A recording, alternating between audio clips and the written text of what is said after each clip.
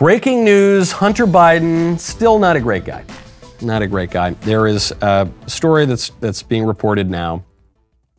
Hunter Biden is trying to prevent his illegitimate daughter from using the Biden family name as her own name. The girl's mother, Hunter's baby mama, Ms. Roberts, just asked the Circuit Court Judge Holly Meyer for her daughter's last name to be changed to Biden. Why would she want her daughter's last name changed to Biden? Because she says this would allow her daughter to, quote, benefit from carrying the Biden family name. The Biden name is now synonymous with being well-educated, successful, financially acute, and politically powerful.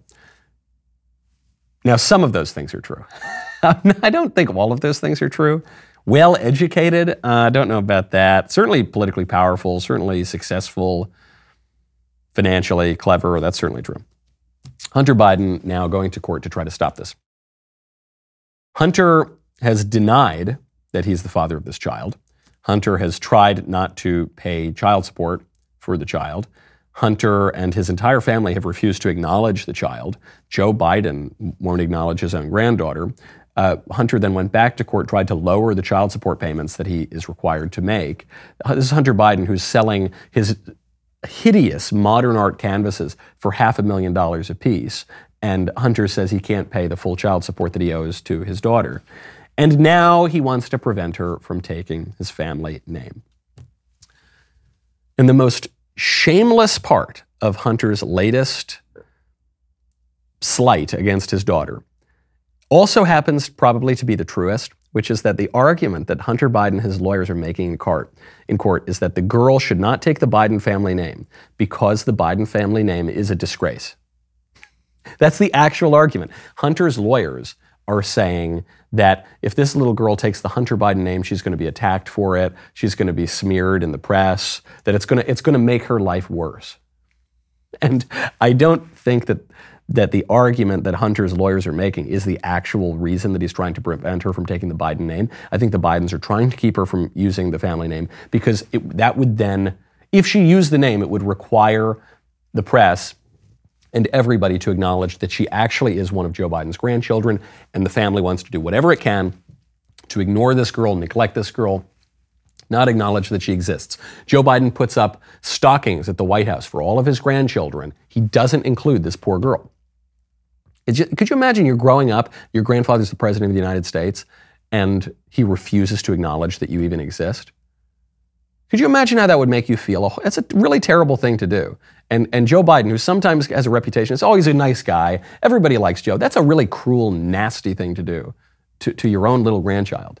So I think that's why the Biden family is doing it. But the argument that they're making, I think, accidentally happens to be correct. The Biden family name is an absolute disgrace, and they are a representative of a whole modern liberal culture that is shallow, that is nasty, that is corrupt. They are a byword for that. I agree. If I were the girl, I might not want the name either. Probably want the perks that go along with it, and I'd like the name to at least force the family to acknowledge my own existence. But Hunter's lawyers accidentally probably happen to be correct. That Biden name sure is a disgrace. There's a headline. This is pretty bad. This is pretty bad. It's gone viral. And I have a take on it. Today's show is going to be called Michael's Unpopular Opinions.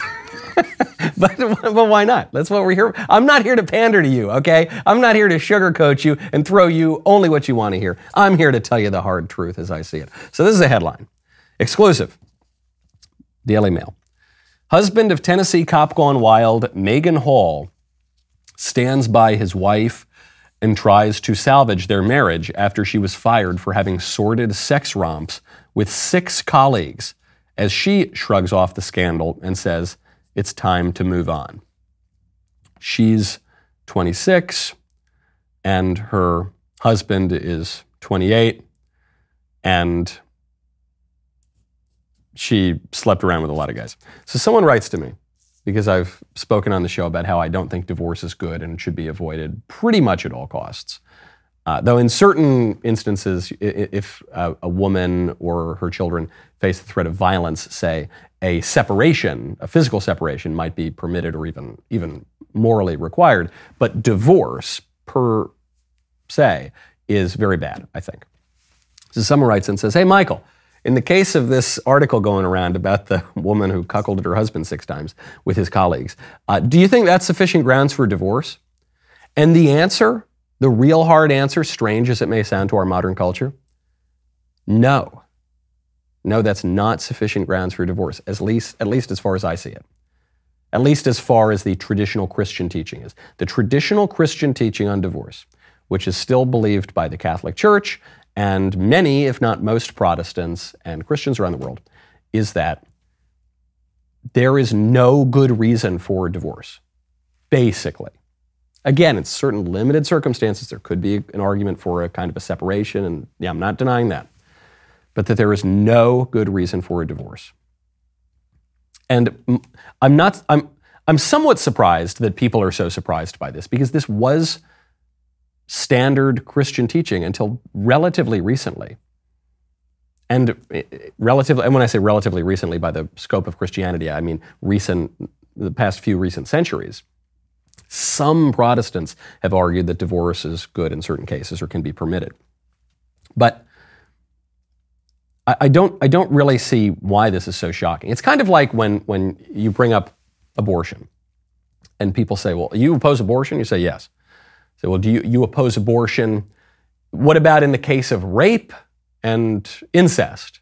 Which is really the same thing, right? When we're talking about incest, almost always we're talking about rape. So what about in the case of rape? And you say, well, that's a very hard case. I agree. I recognize it accounts for way less than 1% of the abortions that happen every single year. But my premise is that human life has value from the very beginning, and it's wrong to kill people. And also, killing your baby is not going to make up for a terrible crime that was committed against you. It's not going to make you feel better. It's probably going to make you feel worse. It's not going to bring justice to your rapist at all. It's just going to commit an injustice against a little baby. And so, from my premise that human life has value from the very beginning, I have to conclude that abortion is not permissible, period.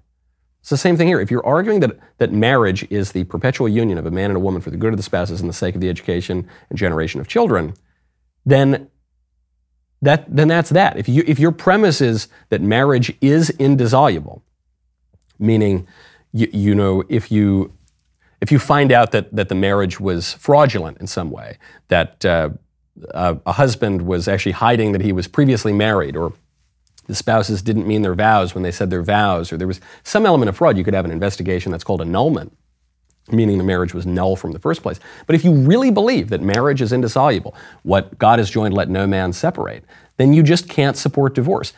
In recent centuries, some Protestants have pointed to the so-called acceptive clause in the gospel according to St. Matthew, which says that except for the case of porneia, which is sometimes translated as adultery or unchastity or other things. Except for the case of that, divorce is no good. And they say this is an exception.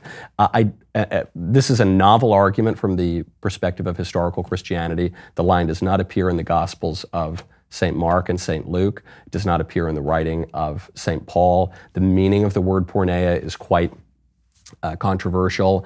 I don't think it means what people say that it means. I don't find this argument particularly persuasive.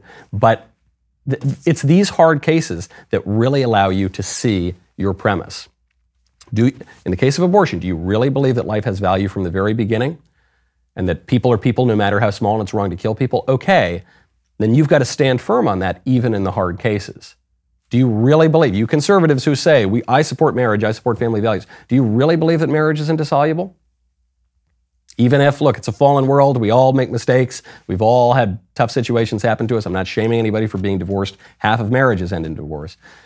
But in the principle of the thing, do you really believe that? Well, if you really believe that, then this cop who's trying to work it out with his wife who's got problems, that cop is doing the right thing.